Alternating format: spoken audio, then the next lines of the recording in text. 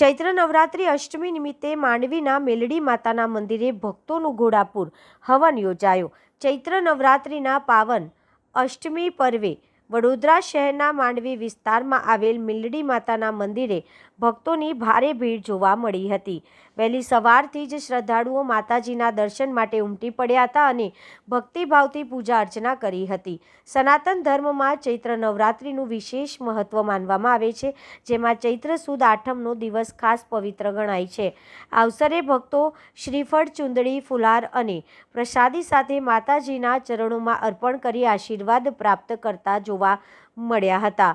અષ્ટમીના આ પાવન દિવસે મંદિર તરફથી વિશેષ હવનનું આયોજન કરવામાં આવ્યું હતું, જેમાં મોટી સંખ્યામાં ભક્તોએ ભાગ લીધો હતો। સમગ્ર વિસ્તારમાં ધાર્મિક અને આધ્યાત્મિક માહોલ સર્જાયો હતો અને ભક્તોએ માતાજીના આશીર્વાદ મેળવી ધન્યતા અનુભવી હતી।